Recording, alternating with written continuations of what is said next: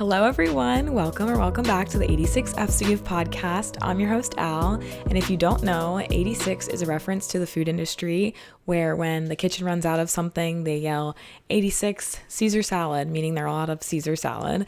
So obviously here we are 86ing our F's to give about what people think, about what they say, about anything, any outside factors that affect how we feel about ourselves. We don't have any F's to give.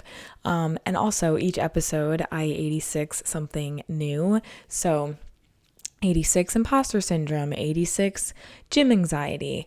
Today we're 86ing letting our overwhelmed feelings win. So hopefully that resonates with you. We are on episode 32. So if you are new here, there are 31 other episodes you can check out. Some have guests. If this is your first time clicking on, thank you so much for listening. If you're somebody that pops in and out and has listened to every other episode or a few here and there, thank you so much as well. And if you have listened to all 31 episodes before this one, you mean the world to me, truly. I'm just so grateful. And I say this all the time, but doing this is some of the best parts of my week, which leads me into my apologies for missing 2 weeks. I will be harder on myself than any of you will. And when I say I know that none of you care that I missed 2 weeks, I don't mean that you don't care about me or the podcast, but like, no one's mad at me that I missed 2 weeks, but I was really bummed and down on myself because it was just 2 silly mistakes that I made, and got caught up in prioritizing other things, which I'm trying to be okay with because as much as I love doing this, it is just a passion project of mine. No one's forcing me to do it. No one's paying me to do it. So I can do it whenever I want. And if I do it at all, that's still a success for me and still brings me a lot of joy. So if I get 2 episodes out a month, if I get 1 episode out a month, 4 episodes out a month, I should be proud of myself because this is something that I'm just doing for me. And I don't have to be so rigid and make it happen on weeks that feel impossible to sit down and make this happen. And that was kind of the past 2 weeks for me. And I'm going to obviously talk about being overwhelmed today, but overwhelmed was probably the biggest word I would use for what I was feeling the past couple of weeks of my life, but in good ways. Like a lot of exciting things were happening, but I'm trying to be okay with letting some other things take a back seat or be sacrificed when other things need to be prioritized, like my mental, physical health, work, obviously, friendships and things like that. So it is okay to put your passion projects on hold for a second and pick them back up when you are able to. And that's what we're doing today. I also have to tell you all that the merch is in. I had about 10 people ask for merch, so I made a big order, and my dad texted me this week that there's a big box at the house because I ship important I ship important packages to their house so that doesn't get stolen off of my Philly steps here. And he texted me that there's a big box for me and I'm going there today. So I will pick up said big box and hopefully start handing out and shipping out my merch to people. I'm going to have people in Florida, Nevada, California, North and South California, like Northern and Southern California. I know that's not 2 different states like the Carolinas. And then obviously Pennsylvania wearing it. That's like 4 or 5 different states. So that's going to be so cool. I'm really excited to have people wearing my artwork on their chest, on their sweatshirts. So yeah, if you bought merch, be on the lookout. It's coming soon. And thank you for doing that. That is not something that I made money off of. You guys paid exactly what the sweatshirts were worth. And I am just excited to have a bunch of people marketing my pod kind of walking around, but also it's really cool because the artwork doesn't say podcast on it at all. So it's really just like representing like your mindset of not having any F's to give, which I think is a cool thing to just kind of walk through the world with, supporting you, walking through hard things or just, reminders when people might give you looks or say something. It's like, I actually don't have any F's to give about what your opinion is right now. So thank you all for getting merch. I hope you all enjoy it and wear it, even if you just like sleep in it or whatever. I'm so grateful. Okay. now that we've got all of our housekeeping items out of the way, let's dive into today's episode, which is 86, letting our overwhelmed feelings win, or letting the overwhelm win or take over, right? And the wording here is really intentional because I didn't want to say 86 being overwhelmed, because I feel like being overwhelmed is inevitable and not something we can avoid. But we can kind of control how we respond to it, or things that we do to make ourselves feel less overwhelmed in moments that are really overwhelming, or kind of prepare ourselves to not get to that point. So that's what we're going to talk about today. We all know that we're going to feel overwhelmed at so many different points in our lives. You know, as kids, we get overwhelmed by how many people are in a room, or, you know, parents asking us questions or telling us to do things, or, you know, in school, we get overwhelmed by homework and assignments. And then in college, you get overwhelmed with how much free time you have. And then you get a full-time job and you get overwhelmed with that. Like, obviously, there's so much going on in different areas of our lives and sections of our lives that will cause us to feel overwhelmed. So we're not going to 86 that feeling, because feeling our feelings is human and natural, but we can control how we respond and kind of pick ourselves back up from feeling so down or overwhelmed or stressed. And I also think it's important to talk about, and we'll dive deeper into this, but overwhelm can come from like a bunch of outside factors, which I think is like mostly the case.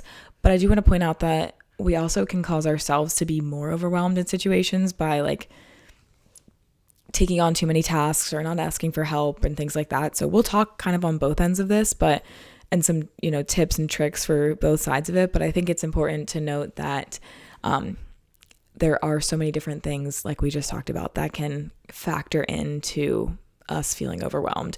And I also want to give a little disclaimer that I'm mostly going to be talking about like being overwhelmed with like having a lot of things to do and not knowing where to start, and feeling kind of like out of control of what's happening in my life.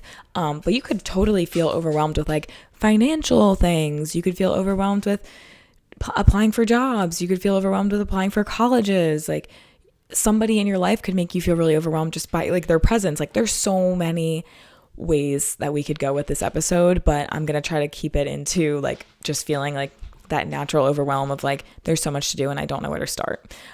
Because that's my typical status when I am feeling overwhelmed. I just am like, there's 80 things I need to do right now, and I can't even like begin to do one of them. I am so overwhelmed. And yeah, that's kind of where I'm coming from in this episode. So hopefully there's some things that can be taken to other areas of your life, but we'd be sitting here all day if we talked about every little thing that made us overwhelmed and how to deal with it. So first I want to talk about outside factors, right? Work, people, school, just like overstimulation, sensory overload.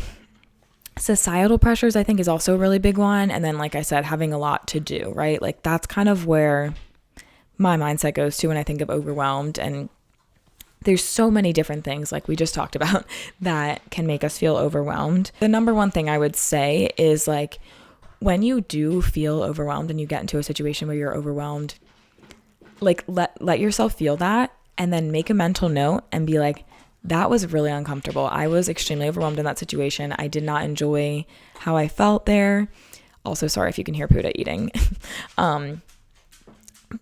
Make a mental note and go back to it later. Once you're out of that situation and you're feeling less overwhelmed, go back to that time in your head, reflect on it, and be like, maybe I could have done this to make myself feel a little less overwhelmed. Maybe it was the first time that you were in a situation that made you feel so overwhelmed, and you maybe don't want to put yourself in a similar situation. So you make a note of that, a mental note, and be like, okay, if this is not something I have to do or something that, I can avoid, maybe it's large crowds, maybe it's, concerts or whatever, like something that just really gets your anxiety up and you feel really overwhelmed. Maybe that's something you don't want to do, or you need to have maybe a better support system with you or things like that. So I always like to reflect. It's what this whole podcast is about. Like, when you go through situations that are difficult and challenging, go through them, feel your feelings. And then once, a day goes by or whatever, and you can look back and be like, okay, how could that have gone better? What could I have done? Who could I have asked to support me better? Things like that. I think that's always like the number one thing in any situation that's like not the best, right? And And then you're learning something about yourself. Like once you reflect and you learn, you're better able to prepare yourself.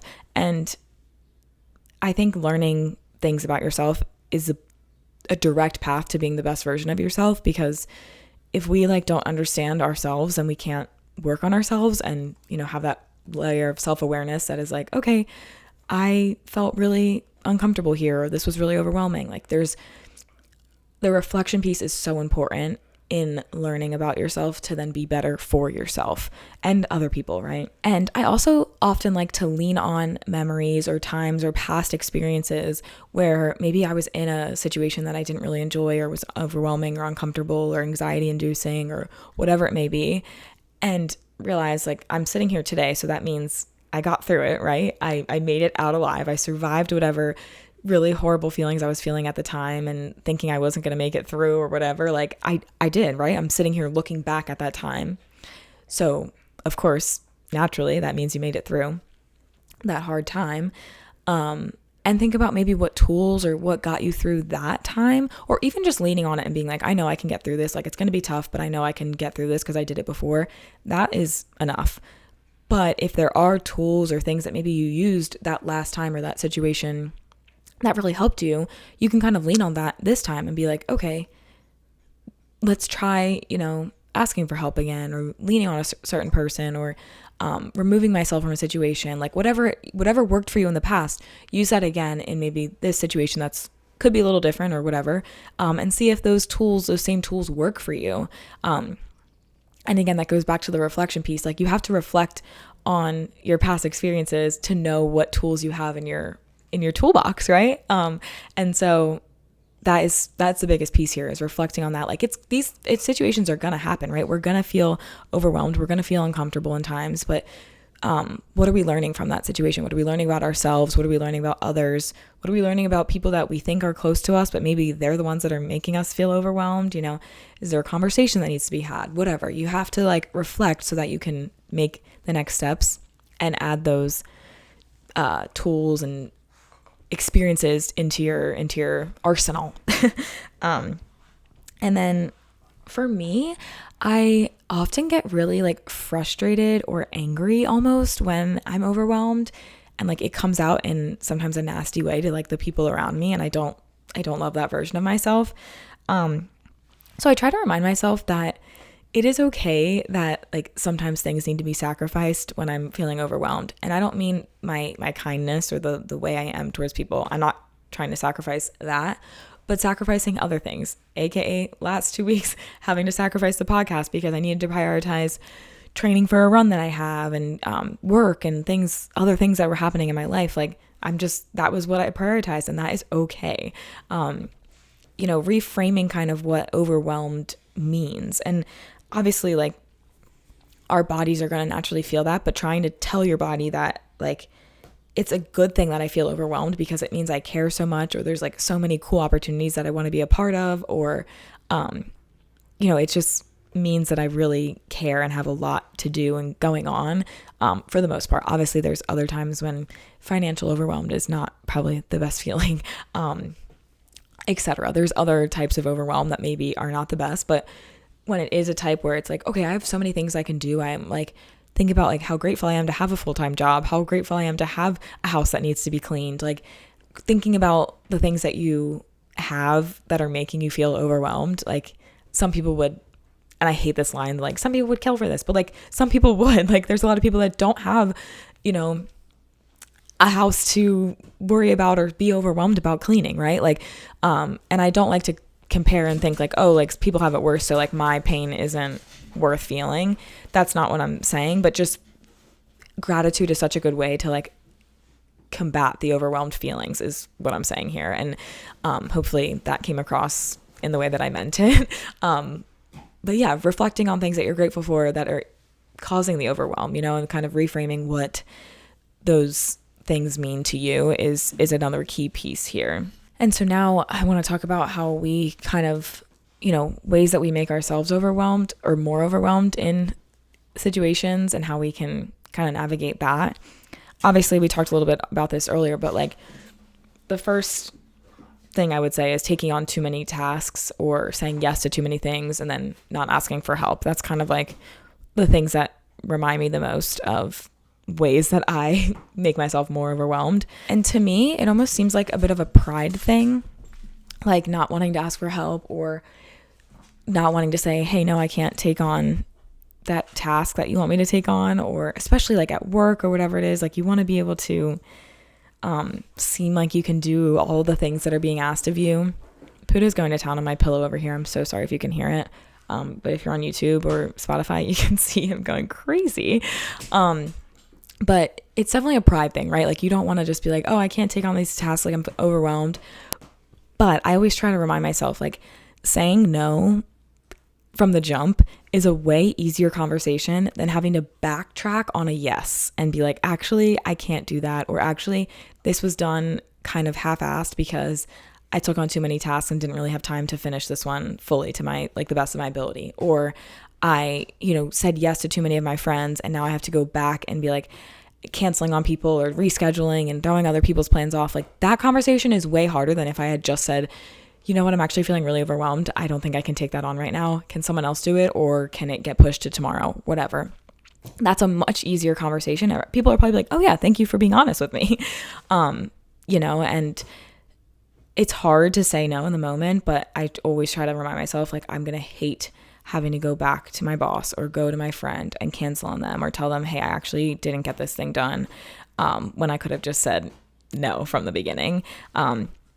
But saying no is really hard in so many things, right? And maybe I'll do a whole episode on that. But I also wanted to remind everyone that it is okay and it's human to ask for help.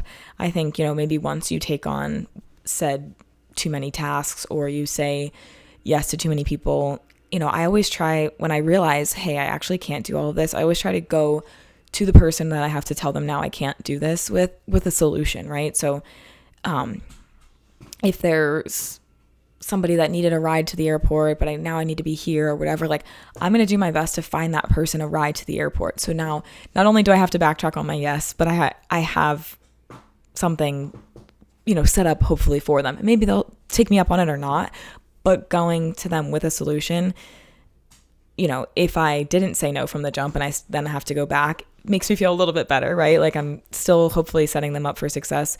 Sometimes that's impossible, right? But realizing like it is okay to ask for help. Like, hey, I said yes to too many of these things. Coworker, could you help me with one of them?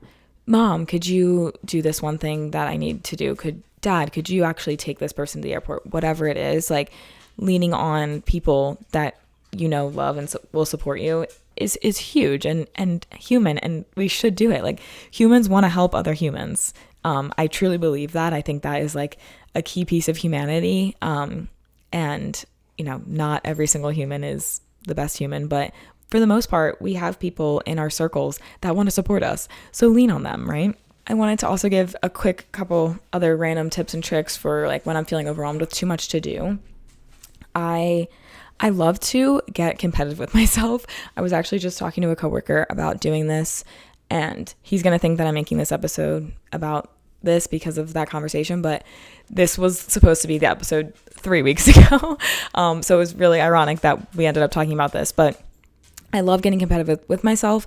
If there's 3 tasks I have to do and I like cannot figure out what to start with, I pick one and I guess how long it's going to take me to complete said task. And I'm like, okay, that looks like it's going to take me 40 minutes. I set a 40-minute timer on my phone and then I grind trying to beat the clock, right? I'm trying to beat myself. I'm trying to prove myself wrong that I can do it faster. Say I don't do it faster and I grind for 40 minutes and I still am not done. Most of the time, I'm like a hair away from being done the task. So by the time the clock goes off, I'm like, oh, whatever, I can just knock the rest out and finish it. Task done. So you kind of win-win there. And I really like that method because as an athlete and someone that doesn't have much competition in their life anymore, like you got to find ways to be competitive, right? We were talking about this with Megan on, I guess this was the last episode that we did, finding ways to be competitive with yourself that makes you productive, like healthy competitive tasks or goals with yourself is a good thing, right? And then another thing I try to do is make to-do lists in order. So I'll make like a big master to-do list, and I've talked about this on several of these episodes, and then pull things from that master list in priority order of what I need to get done. And I cannot move on to number 2 until I complete number 1. And that is just something you have to be disciplined on. Sometimes I even like put a sheet of paper over it so that I can only see the one task, and I'll slide the sheet down, because for me, that's like, I do with this with like reading a book too. I'll like accidentally skip too many lines down, and I'm like seeing something that I don't even know, like I'm not even understanding yet because I'm too far ahead. Like, just stick to the one line, finish it, then you can slide down and reveal your next task. And it's not like you don't know, but I feel like sometimes not even being able to see it keeps you on track with the task that you're on. And I love doing that. And then another point or tip or trick I wanted to give was that my mom was always a huge advocate for like a clear space would equal a clear mind. And sometimes it would feel unproductive to like spend an hour cleaning my room before writing an essay in college. But sometimes that was the like catalyst that I needed to be like, okay, I just knocked out something that was like looming over me, aka laundry all over my bed, shoes and stuff all over the floor, like knocking out something that I know will make me feel productive and re-energize me, and I'll actually feel like I have a clear environment to work in, is such a key thing. And like, yes, it might seem, like I said, unproductive to like push back the actual important task, like 30 minutes, an hour, whatever, but you'll be way more productive because your environment and that task isn't leaning over you anymore. Like, your environment's clean. You just like did something that you can check off, and then you're feeling more productive and motivated to do the next thing. So yeah, I would do that in college all the time. Like, sometimes I would sit down to write a paper, and then I'd be like, I need to clean my room, like, or I need to scrub the shower, like, and I would just have to do it. And then I would be able to like sit down and literally lock in and just write the whole essay without issue. Whereas if I tried to write the essay, I would have scrolled on my phone, started to stress about the bathroom still not being cleaned, gotten up, maybe did one thing in the bathroom, and then been like, okay, wait, I should still do my essay. Like, if you just commit to delaying yourself that 30 minutes to go do the task that's looming over you and come back, it would be much faster than the whole back and forth of like half doing both tasks at the same time, right? And yeah, I think that is something that I learned about myself that really works. I even did it like the other day. I was trying to edit a video, and I was like, if I don't get these dirty dishes out of my sink, I will not be able to focus on editing this video. Like, I literally just kept thinking about the dishes. And so I just got up and did the dishes and unloaded the dishwasher and loaded the dishwasher and cleaned the counters. And then I was like, okay, wow, my kitchen is stunning. I can now go work. And then I was able to just lock in, and I was not thinking about this task that was just kind of there in the back of my mind. So yeah, I do it all the time, and realize that it might seem counterintuitive in the moment, but it really will pay off to be more productive for me personally. And a lot of these things and the focus things probably have to do with other things going on in my brain, but these are just things that I have to kind of trick myself into doing sometimes, like getting competitive with myself, doing these larger tasks before I can sit down and lock in on one that I have to do. You kind of trick your brain into being more productive, and whatever works, right? And if something else works for you, that is not what I'm saying, I love it, right? Share it in the comments. So today I know I've forgotten to restock a couple times recently. I think we did one with Megan, but I think the episodes before that I was slacking. Today we are restocking the 86 F's to Give podcast because we took 2 weeks off. So our restock is this podcast. We are back, baby. That is the restock. Sorry if this is a little bit shorter. It's been a whirlwind of a couple weeks, as I mentioned before. Thank you all for tuning in and listening. I've just been feeling so much gratitude the past couple weeks. There's been some exciting things happening. We'll end on a gratitude moment. I hosted the second annual charity basketball game at my work, and we raised like $400 more than we did last year, which was so crazy. And I was like so emotional about it because a lot of the money raised was like from my coworkers and my family and my friends. And it was just really, really cool to see people like all rally for a really awesome cause, which is Hurricane Helene relief in North Carolina. I'm actually going on a trip there in May, literally in just a couple weeks, to go down and do some really awesome work in North Carolina, which obviously has a special place in my heart, being a North Carolina battling bishop. A North Carolina Wesleyan battling bishop. Did not go to UNC, and they are not the battling bishops. But yeah, I'm really excited for that trip, and it was really, really cool. And I was just feeling very grateful. And yeah, for everyone that supported that event. And it was cool to make it happen for a second time. I was worried that maybe I wouldn't be able to pull it off 2 years in a row, but we freaking did it, baby. So that was awesome. And yeah, I wanted to share because I cried on my Snapchat story about it, and some of you probably saw it. So if you saw me crying on Snapchat, it was happy tears with how much support I was getting for this trip and my event. So yeah, happy tears. All right, girls gotta run. But I love you if no one's told you that recently. I am proud of you if no one's told you that recently. And a reminder that you're kicking life's butt just by existing. So keep it up, keep 86ing whatever you're trying to 86 and, let go of. And I will see you all next week. Thanks for listening. Bye.